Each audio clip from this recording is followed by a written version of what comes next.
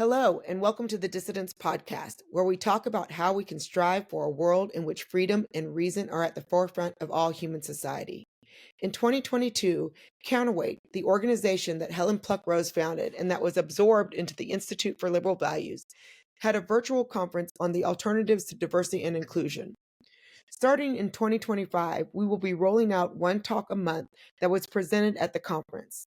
We sit down with the original presenters throughout 2025 to see what has changed since 2022. With diversity, equity, and inclusion initiatives seemingly on the chopping block, we are curious to hear what our original participants are witnessing and experiencing on the ground. Is DEI really dead or just in remission? Are there healthy alternatives to DEI that we should consider? Or do we throw the baby out with the bathwater and wipe our hands clean? What do you think? Share your thoughts in the comments. This month, Jennifer Richmond interviews Ellie Avishai. In her update to her original talk on liberal approaches to diversity and inclusion, Ellie reminds us that it is always our job to be truth seekers, despite which way the winds shift. And our conversation shifts from its original emphasis on DEI in the workplace to DEI in schools. In her original talk, she underlines the importance of having clarity for workplace values. Here, we talk about clarity of purpose in our schools. So just what is the purpose of schools? Well, the answer is complicated and varied, but if Ellie could boil it down to one thing, it would be the development of democratic citizens. The ultimate aim of education is to develop intellectual capacity and curiosity, to engage people different from oneself. And that is exactly the work she does as the director of the Mill Center at UATX. So, Ellie, the reason I wanted to invite you on the podcast, this is the Dissidents Podcast, this is Jennifer Richmond with Ellie Avishai, is we are doing a series where we're looking at Counterweight's original alternatives to diversity and inclusion conference that we did. I believe, what was it, 2021? I think it was. It was 2022, maybe. It was about 2.5 years ago. Okay. And we never released the originals, which is what we're doing now. So I've got your original that will be released alongside with this podcast as well. But one of the things that we wanted to do is, we talked to you, 3 years ago, and it feels like in those 3 years, and it feels like, especially in these 2 months, Yeah, the whole language around DEI has been overturned. So let me tell you what I got out of your original talk. So I really appreciate your original talk on diversity and inclusion, because it actually wasn't so much about DEI or DNI, is what you called it at the Counterweight. It was more about get your values straight. Yeah. As an organization, don't be pulled, this way or that way because of any trends that are happening outside of your organization. And Right. you gave 3 great examples. One was Trader Joe's, one was Netflix, and then Basecamp. thank you. Yeah. That was the one that was on the tip of my tongue. Yeah. And how they even despite the pressure with a lot of the DEI movement that was happening in 2022, they said, hey, look, here are our values. If we can fit certain things within these values that are, inclusive and diverse, yes, but we're not going to all of a sudden just running in this direction or that direction. That's right. And so I don't know if you might want to just start with a little recap, if you will, of kind of your original talk. I think I might have just done that for you. But really where I'm going is 2 things. What's changed since we had this conversation in 2022 in your mind? I'll tell you what's changed in my mind, but what's changed in your mind? And would you have added or amended anything that you said in 2022 now that we're talking in 2025? Yeah.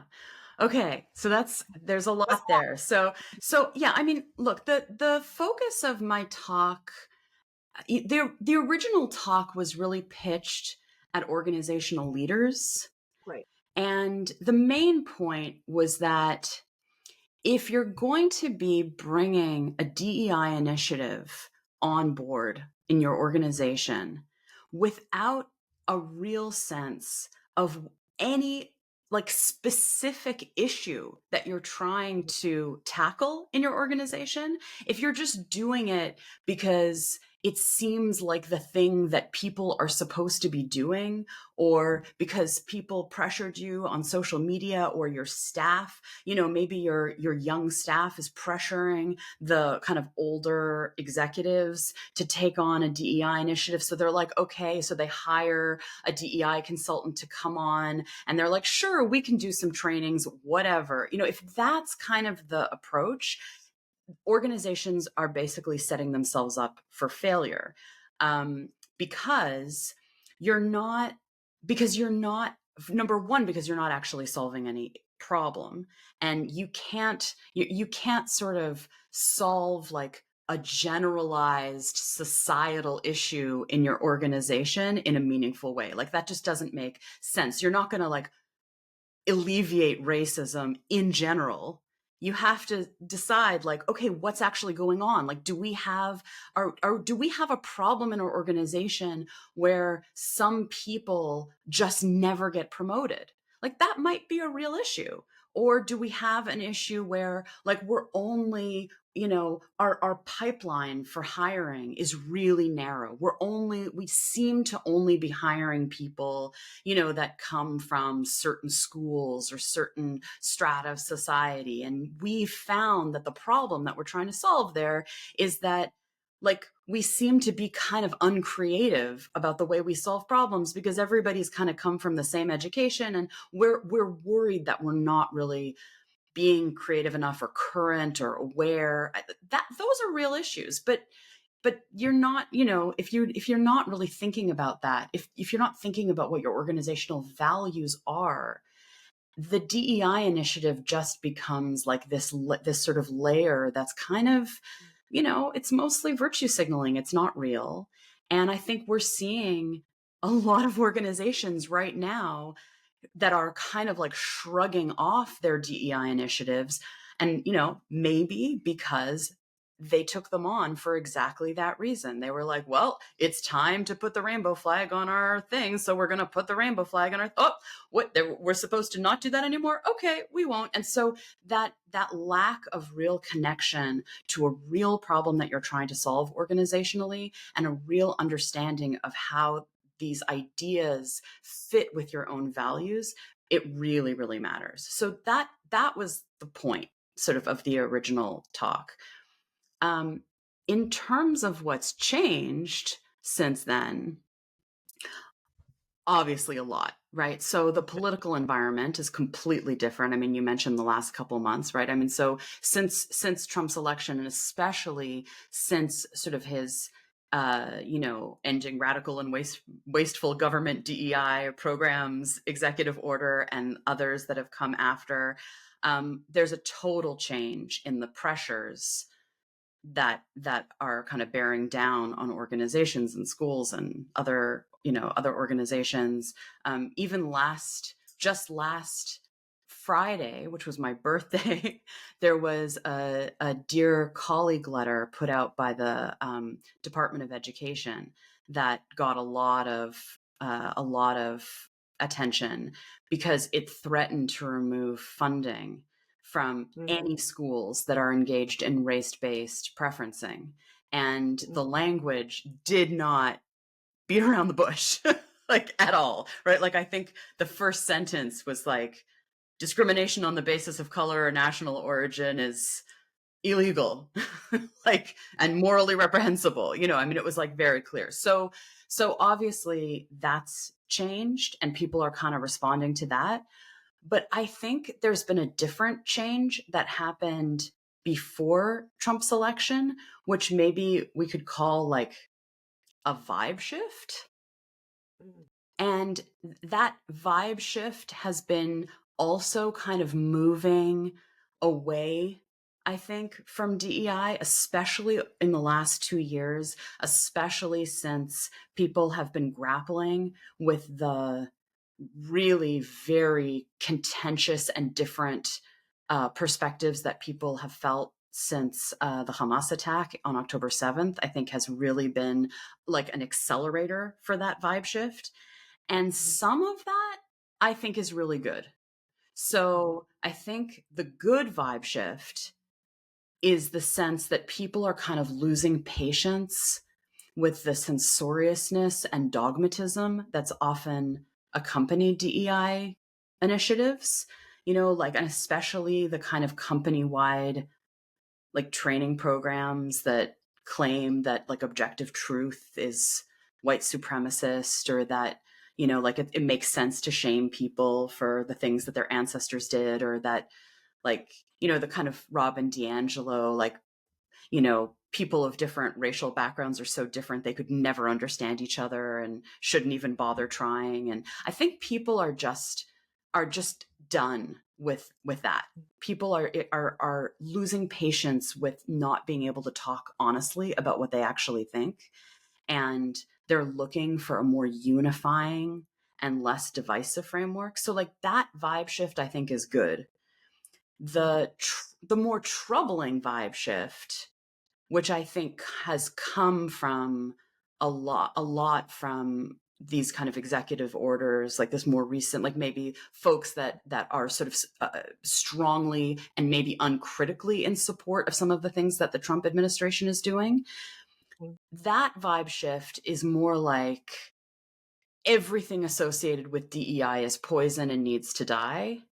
And even things that were put into place because people are just trying to figure out like how to help people who are genuinely struggling, or whose voices haven't been heard, or who just want to kind of acknowledge real inequalities that are part of the American story, that somehow all of that should just be trashed. It's all bad.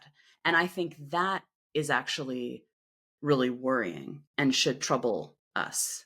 So yeah, so a lot has changed, and I think that we're kind of seeing this tension between, on the one side, people who genuinely think that some of the work of diversity, equity, and inclusion, like there are good reasons for why people would support it, but maybe have some criticism for how it's unfolded. Like I would say I fall much more in that camp, versus people who are like, this is all just BS.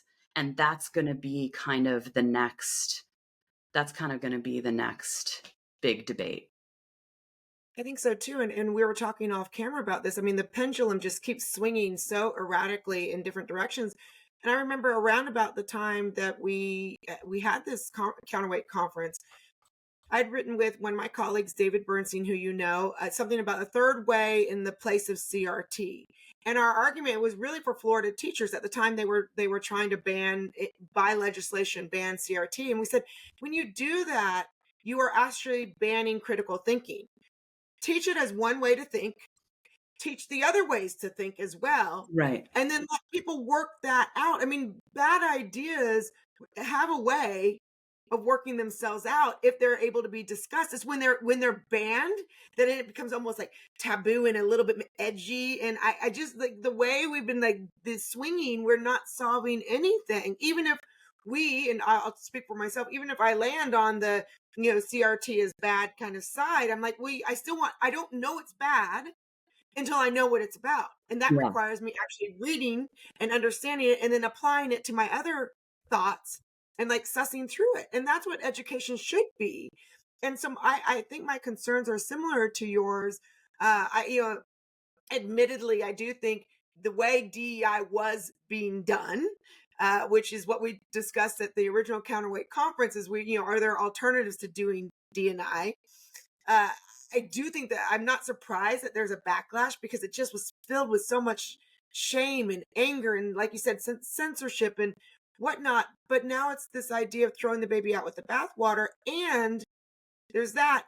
And I think that the backlash, we're never going to find that kind of sweet spot in the middle. If we continue, the backlash against this is, we're just going to keep going back and forth, versus what our original intention was. How can we do diversity and inclusion well? I mean, again, if we kind of take back those words, those terms, they're good terms and they need to be addressed. I mean, I prefer pluralism to diversity, but whatever. So I feel a little bit of sadness is not the right word. I'm struggling for a word, because it's not sadness at DEI kind of being pushed to the side. But the way with which it's done has been so uncritical. Hmm. Yeah, no, I agree. And I was thinking you had asked me, is there something I would have included in my talk that I didn't? And what you're saying reminds me of what I had thought to say, which is that something that I think about a lot now that I wasn't really as focused on, 2.5 years ago, Mhm. was this sort of relationship between establishing a commitment to open inquiry and to a lot of the basic sort of real liberal principles that undergird democracy, pluralism, fallibilism, sort of what Jonathan Rauch would call the Constitution of Knowledge, Right. which is a book that anybody who cares about this issue should go read like Yeah. tomorrow. That creating a culture where people can honestly and respectfully ask questions, dissent, speak their minds without fear of retribution, that that is so fundamentally important Hmm. when we think about like how we get out of the pendulum. And Right. that, I think when I initially kind of gave my talk on diversity and inclusion, I was hinting at it. I think I wasn't brave enough to say it yet. I was sort of saying, look, like, focus on your values. In my mind, I was like the value of open inquiry, but I didn't say it. And this is, I mean, I think for many of us that have been kind of in this space, whether you call it sort of a heterodox space or, whatever space we're in, this sort of critical thinking space, it's like you have to go on your own journey to be okay actually putting a stake in the ground and saying these things actually do matter. It's not just any like whatever your values are, it's totally fine, and you can care about this and it's great, and you can care about, it's like, no, there actually are certain things, certain norms, certain principles that allow us as a society to be free from war, that allow us to have as many voices heard as possible, that allow us to respect the dignity of every individual, and this idea, for example, I mean, this is something that Jonathan Rauch talks a lot about, that no one gets the last word based on their identity, for example. Like, these are things that we need in order to advance knowledge. And yeah, if I could go back and talk to myself 2.5 years ago, I think I would have said, like, don't be so afraid to put that stake in the ground and to say, there is such a thing as objective truth. We may never find it, but that doesn't mean it doesn't exist. And our job is to be truth seekers. That's okay. We're allowed to say that. That doesn't make us like bad, like that doesn't mean that somehow because I believe that's true, I don't care about social justice. So yeah, I think what you're saying is really, really important. And we need to be brave enough and clear-eyed enough to say this is part of what education is for. Hmm. Education is partly a private good, right? It's like it helps people get ahead, it helps people get into university and get good jobs, but it's also a public good.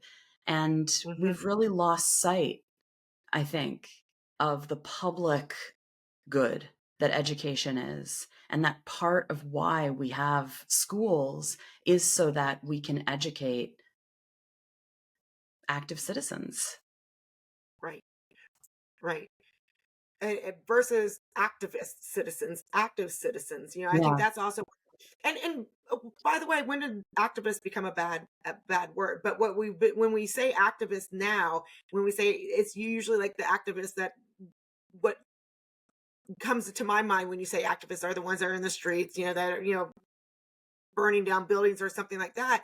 I mean, I think part of our job in education is to to give our students a sense of what it means to be a citizen. And I think that that is a part of our job of education. It's not to politicize education, but I think understanding what it means to be a citizen is incredibly important in this in the environment that they're living in. I think that that's a, an important part of education. But I think that part of what has happened is they've taken that to this activist level, where I was listening to something. What was it?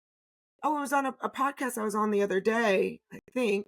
Anyways, someone was saying that, Oberlin College, where they were, yeah, it was a podcast. But anyways, they were trying to get a class that would give, college credits for going out and, being activists. And for me, Yeah. while I think that if we are being truth seekers, that's not to say that we can't be activists on whatever it is that we find that is, important truth to follow. But in terms of what education should be, I think it should be more that open inquiry. I mean, you really nailed it with the word open inquiry. I just, it's so that they can come to their own conclusion and decide where they want to activate as citizens. Does that make sense? Did I just talk around? Did I just use a lot of... No, that makes perfect sense. And also, look, I mean, I know that I have a tendency to push any conversation like this into the realm of education, because the work that I do is in education. That's probably important to say, right? So as the executive director of the Mill Institute at the University of Austin, the work that we do is working with teachers and school leaders to help them create open inquiry environments, right? That is what we do. So obviously, like, even though, like, when I originally gave this talk, I was talking about it more in terms of the corporate world, and there are all kinds of there's all kinds of interesting stuff to dive in there about sort of what's happening now. But I'm kind of aware that I tend to, like, push things into the realm of education because that's what we're thinking about all the time. And I think what you're saying about the sort of why open inquiry matters is on the minds of a lot of educators right now, because teachers are in this place where it's like they're teachers in some ways. They're like almost like middle managers, like they're the frontline workers that sort of have their own their own sense of their own professionalism and their own expertise. And in some ways, they've got kind of a lot of free reign in terms of what they're doing in their classroom, but they're also constantly having to respond to what their leaders in their districts or in their schools are kind of advocating as sort of the mission of the district or the mission of the school. And they have to play this game in a way where they're trying to figure out how they do the job they're trying to get done every day, while also responding to what's happening at the school or the district or the state level. And it's crazy making for a lot of teachers. And I think that this pendulum that we talk about is the worst thing for educators. It's like the last thing that is going to help a teacher establish rapport with their students and help them think deeply about their subject matter, is constantly feeling like they have to represent some position, some political position, or else somehow they're not doing their job. So even though there are some teachers who I think see their job as being activists, I think most teachers don't. Most teachers just want to engage with their classes on content, and it's so hard to figure out where to draw lines and not draw lines when there's this, like, constant worry that if I don't represent a particular perspective, I'm going to be screwed. It's awful. So yeah, it's figuring out how to bring more open inquiry into classes. It's like, it's not just about it's not just about kind of solving the DEI problem. It's also about creating a whole educational space where people can breathe and think deeply about the content that they're trying to understand. I don't know if that was coherent. No. Yeah, absolutely. Well, I mean, you brought up something that I think is often, and I often overlook it, is it's not always the teachers per se. It's like you said, they're middle management. Sometimes it's the way administrators are administrating. I mean, it's the political environment, et cetera. But let me ask you this. So if teachers just, for the most part, just want to teach, what would you say about, and I think maybe this might be a solution for getting off the pendulum. What about going back to just classical education, reading, writing, arithmetic, making sure you've got your basics down, and scaling education in that way? Because I don't think many people, or many places, many schools really engage in that, what we would call classical education. What would that look like as a solution? Um, I think there's something in there that there's some of that makes sense, right? I mean, you can't look at the sort of stagnant NAEP scores over time, or the worrisome math and literacy rates across the country, without saying, look, we probably need to be doing a better job with the basics. So I think that makes sense. I worry a little bit that when we say sort of classics, a part of me worries a little bit that it's a little nostalgic in a way that isn't necessarily that helpful. So on the one hand, I do think it's really important to read classics, right? In other words, I have very little patience with the idea that we should like weed out any reading in schools that were written by dead white men, for example. Like, I think that whole way of thinking is really problematic. And look, I live in Toronto, Canada. I mean, we're seeing that kind of weeding in libraries. I have a teacher that I is one of our teaching fellows, who said that in her school she was walking past her library, and there were stacks and stacks and stacks of Shakespeare plays, and I think books that were compendiums of Irish poetry that were just being thrown away. And she like ran to her room to get boxes so that she could like get the books into as many boxes as she could possibly carry, so that these books didn't just get trashed. I mean, that kind of thinking is just, it's so awful, and it's so depressing. On the other hand, you know, education does need to some extent to be current and future focused too. Yeah. And I Yeah. think if we get too wrapped up in the idea that we just wish it could kind of go back to, and also, like, what are we really going back to? I mean, like, was there ever really a time when, like, what even is classical education? So there's a whole conversation to be had there. But I think that if we aren't thinking about how AI plays into education and into like the future of work, if we aren't giving students experiences where they're going to have kind of the types of group problem solving projects that they're going to be facing whenever they go into most jobs, which most jobs require some kind of team-based problem solving, no matter what you're doing.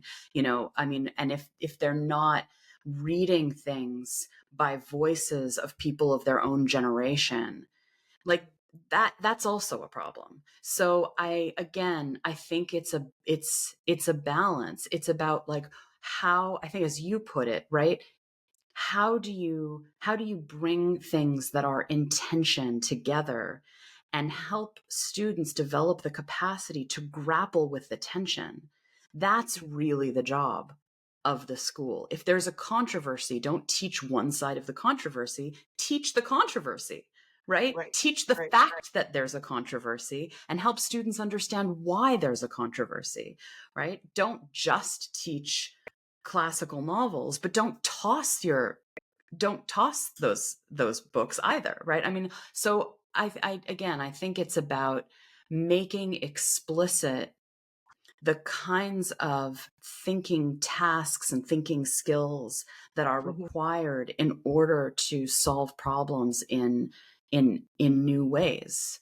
Mhm. That's what we need young people to be able to do as they get older, is to look at the problems that we're facing and be able to solve them in new ways. So you need that balance to be able to do that. Yeah, and you brought up something really interesting, in terms of like defining terms, because when I think of classical education, it's not necessary. I mean, part of it is learning Socratic method, learning, about Greco-Roman history, etc. It is Shakespeare, but it's not just that, right? It is, to me, when I think about classical education, it is really more again about just like getting the basics down, and part of those basics are around ideas that I think are foundational to America of what everything we're talking about, marketplace of ideas, open inquiry, viewpoint diversity, all these things that teach a kid how to think instead of what to think. Now, of course, there's things, in like the hard sciences, math and whatnot. I mean, it really is, this is the right way. This is what you need to think. But for me, classical education is like all those things wrapped up. So while you might be reading Shakespeare, on one hand, you could also be reading something from Toni Morrison on the other hand, but just making sure that no matter what you're reading, you've got the thinking skills to be able to process it in a meaningful way. And I guess, that's really, I'm glad you kind of picked that up, because I think when I talk to people about classical education, I need to know, what do they mean by that? Because if they're saying is like, let's just teach, old dead white men, like you said. No, that's not what I mean by classical education. Yeah, It's yeah. really more, it's, and you mentioned something really interesting about nostalgia. And, not everything from the past is necessarily good. I mean, I think that what I would think, and this is Jennifer's terms of classical education, so no one else is like using this term, but this is, what's spinning in my head is what has worked from the past. What has it made our children's reading skills, be the highest scores? When was that time? What was happening then? And go back and find the different things that we were doing and apply those as well. I think that that would be, I'm not necessarily nostalgic for. Here's something I'm not nostalgic for. And you kind of touched on this too, is I don't think a teacher getting up in front of a class and lecturing, droning on, is necessary. I mean, that's what, the whole reason they started public education, or not the whole reason, a reason was to teach kids how to, be good workers, like assembly line workers, right? And so you just have to listen, you have to pay attention, you have to, rote memory, etc. I think the project-based learning is incredibly important. I think where students feel like they have a choice in what they're doing, and working with other students and also working with the teacher is incredibly important. So again, I guess, I'm talking somewhat to myself in the sense that, like, what does classical education mean? And I think that I need to define my terms a little bit better than I have, but that's what I'm thinking about. It's not so much nostalgia for me, only insofar as if we did something right before, we should try to replicate it. No, I think that makes sense. I mean, look, the the challenge, one of the big challenges with with public education is that there's no clear consensus on what it's for, Mm, right? And this is, I mean, look, I'm a product of a mentor who taught me a lot about strategy. And one of the things you learn when you're thinking about strategy, organizational design and strategy, is that strategy isn't just a list of things that tells you what to do. It's really an understanding of sort of how your unique value, right, meets the needs of a particular, right, of a particular group of customers or mhm, people, mhm. right? And that it also teaches you what you aren't, right? You have to be able to define what you are and what you aren't. You have to know what to say no to. If you can't say no to anything, or you don't know, if you don't have a clear line of what you're saying no to, you don't actually have a strategy. And if you look at the strategic plans of pretty much any big public school district, you will see a complete inability to know what they're saying no to.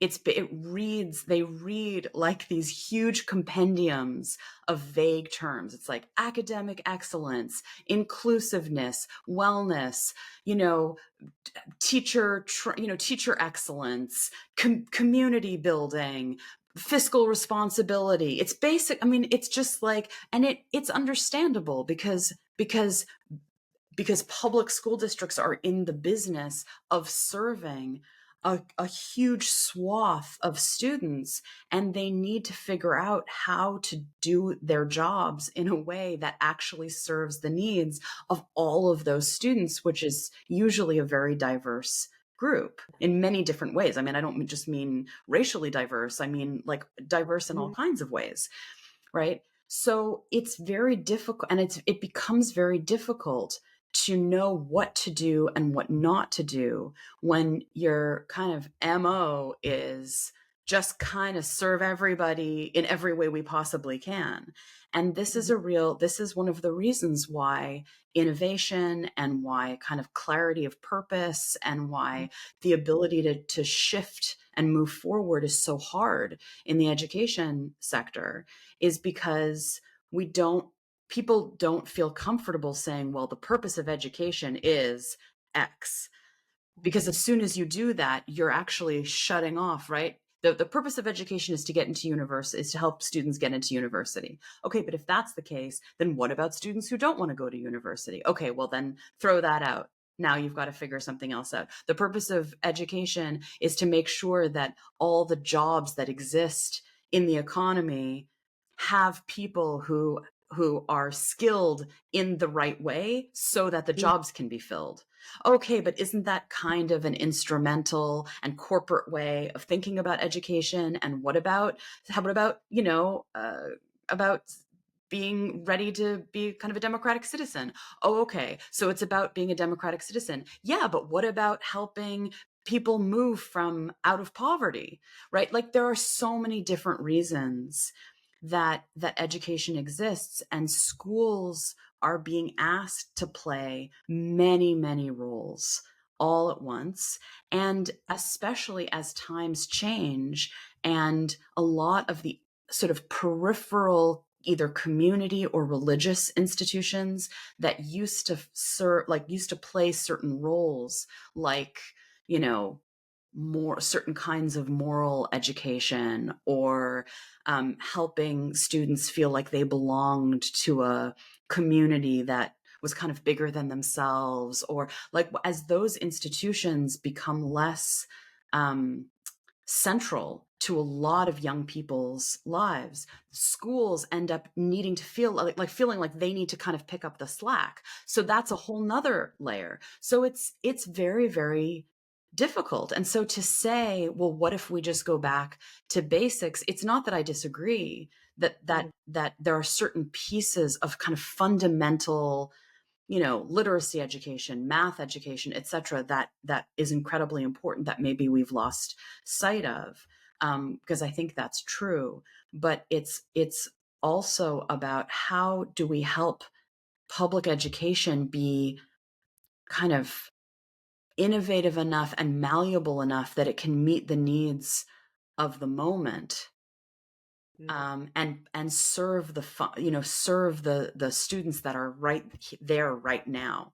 And it's a monumental task. I mean, we're not going to solve it today, but I mean, I think that's one of the reasons why this is so hard.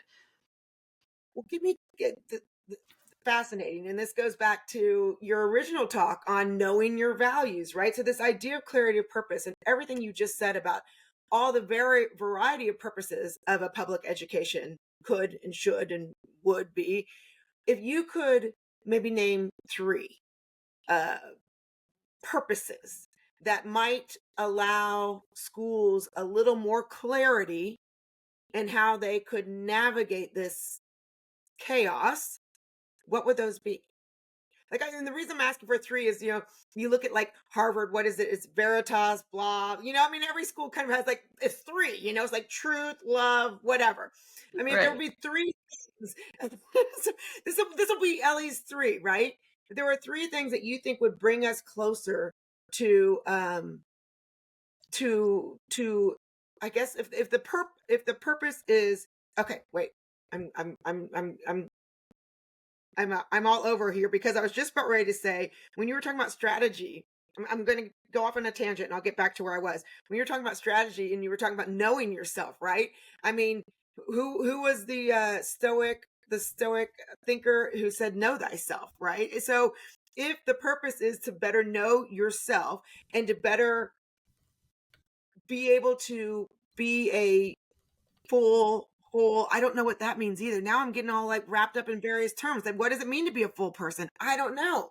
So again, clarity of purpose, a lot of it starts with knowing thyself, which Yeah. isn't even really in a school, something that you learn at school. But if for you to be, for whatever that means, for you to be the best you, what would be three things at school? Now I'm getting back to my question. For you to be the best you, and again, that has its own series of questions. For you to be your best you, your best individual self, what would be the three top purposes of school? I mean, Okay. I don't know if I can answer about the top three purposes, but I think that I can tell you that I do think that a purpose of school, that which is sort of the development of democratic citizens, has Mhm. been undervalued and has Mhm. lost ground to, and it's so I think it's, I want to say it's David Labarre wrote an Mhm. article that really changed my own sort of thinking life, where Mhm. he talked about education, sort of this notion of education as a private good versus a public good. And Mhm. his point in that piece, and I mean, he wrote that, I mean, I think it was in the mid 90s. It was a long time ago. And I think it was very prescient. He was talking about how the notion of education as a private good was sort of, and the idea of social mobility as an important thing and as an important purpose of education had kind of started to eclipse any kind of public value for education. And that the different purposes of education can sometimes clash with one another, but Right. that's a really important thing to keep in mind. I think he was really right about that, and I think that one purpose of education, that is helping young people develop the intellectual capacities to Mhm. engage with people who have very different views than their own, Mhm. has to be one of the most important functions of schools right now. If any democracy, and especially a democracy that rests on diversity. I mean, that's the whole idea. It's like if everybody was kind of that, if there wasn't any diversity, then it wouldn't really matter so much. But we do have an incredibly, the US is a very diverse democracy, and it's just becoming more diverse in many ways. And now we're seeing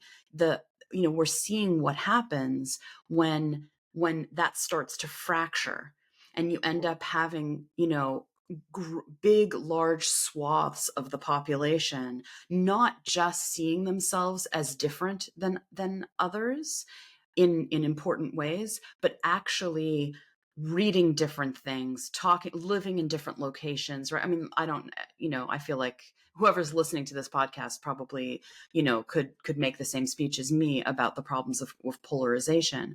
But if we can't get to a place where we are prioritizing as one of its absolute top goals of public education to make sure that young people learn how to let go of their own entrenched ideas a bit, let go of the idea that picking a side is actually a moral good, which is a terrible idea. I mean, I Mm, just think it's a really terrible idea. And instead cultivate the capacity to engage with ideas that are different than the ones that they hold, develop a kind of a curiosity for why people would end up in a place so different that, like, what on earth would have to be true that a person would end up believing something that not only is different from what I believe, but that seems like they must be evil if they land there, or they must be stupid, right? If we can't help students cultivate the capacity to get beyond that kind of, that kind of either orness, mhm, then I don't see how democracy survives. And mhm, so part of that capacity is just cultivating a belief in the dignity of each individual.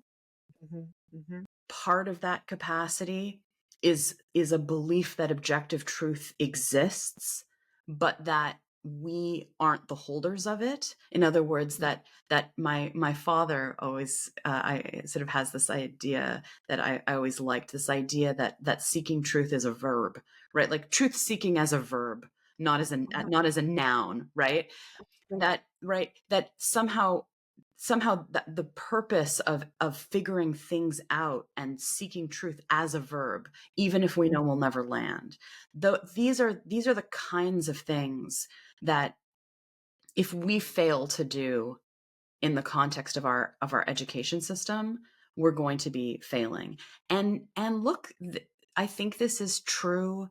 It's true in, in outside of education, as well. If a company wants to be innovative, if a company wants to sustain itself over time, it mhm, needs to not be a culture. It needs to have a culture where interesting ideas aren't going to constantly be shut down because people are afraid to speak their mind honestly, because they've been told that certain ideas are the right ones and certain ideas are the wrong ones. And if you hold the right ones, you can speak. And if you have questions about those, or you hold the wrong ones, then you're just kind of naive or bad. that mhm, that all needs to go, because no ideas thrive in that kind of environment, which I think has been the most valid and helpful critique of DEI, that I've heard. And that I think if the whatever replaces these programs, if mhm. they're going to just do the same thing but on the other side, just kind of pulling this full circle, right? They're not going to solve anything. No, it's just swapping your jersey, Right. same Right. game, just swapping your jerseys. Right. Yep. Right. That's As my right. friend Hanji likes to say. Yeah. Yeah. So if you really care about the change, you can't just swap your jersey. I mean, you actually have to be the change in this. And everything you just said about the purpose of school, development of democratic citizens, you put words to something I just didn't have. I hadn't kind of fully formulated in my head. So thank you for that. And I would love if you will send me that article, and I will link to it in our show notes as well. When you Oh, if, I if will. you can find it, you can find No, it. I have, Uh, no, I know exact. I mean, I kind of take it out and reread it, because I think that it's really important for us to remember that you can't really make progress towards something if you don't know what it is you're trying to make progress. Like, if you don't have a right, goal, right? If you don't right. understand what the purpose is of what you're trying to do, it's impossible to actually move towards it. This is exactly why, when I was talking about DEI programs in companies, right? If there's Mhm, no real goal, it all just kind of flies around in this sort of vague virtue signaling space and doesn't become anything, because there isn't a problem you're trying to solve. And I think that's, you know, if what we care about is people feeling like they belong, if what we mhm, care about is, people, regardless of the background that they come from, being able to have at least an opportunity, a shot at mhm, something, right? Mhm. Not that we're trying to like engineer things so that, so that that has nothing to do with opportunity. It just has to do with outcomes, right? But if we really care about people having a shot, then you can't shut down the debate. You have to Right. keep it alive because new ways of thinking about how to move forward are going to emerge. And if you shut down people's capacity to come up with new ideas because they're so afraid all the time, then you're sunk. You're never really going to be innovating. Yeah. Oh my gosh, much like the original talk that you gave, I mean, I'm just leaving this conversation. My mind is blown. I have so much to think about. Uh, Thank you for all that you do. You mentioned it already, but this is the kind of work that you do with the Mill Institute at the university at UATX, the Mill Center at UATX. How can we get involved? What are you doing? How can we learn more and from you and your expertise? Oh, well, thank you. I mean, there are three opportunities that are coming up that I thought would be great if there is anybody listening who is in the K to 12 education space. So one is that we're about to release applications for next year's teacher fellowship.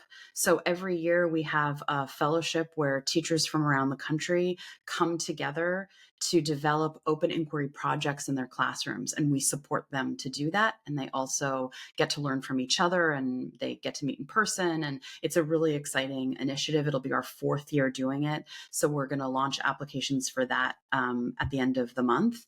The second is that we actually have a brand new fellowship that we're really excited about, which is a school leader fellowship. So what we're doing is bringing school leaders together who are interested in thinking about developing ways to develop like a broader, more open inquiry culture across their Mhm. entire school, and they want support to do that. So that's what that fellowship program is going to be, and it's launching at a similar time. But that's something for Okay. people to be on the lookout for, and I can send you information for that. And then Yeah. finally, over the next year, the Mill Institute is going to be working with a number of schools um, to form a kind of a consortium of projects where together we're gonna work to build an open inquiry roadmap.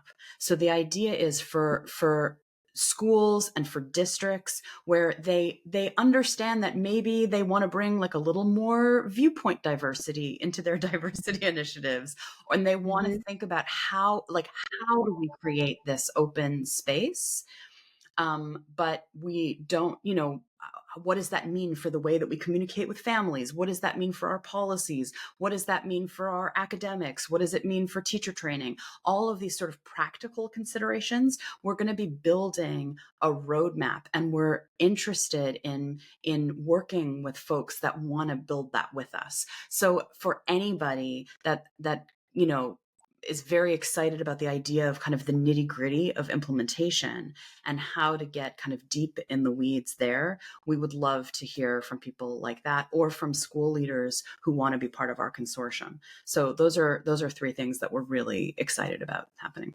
Talk about doing something so good for developing purpose in schools. I Mm. mean, you're answering, you are you're our answer in many ways what you're doing.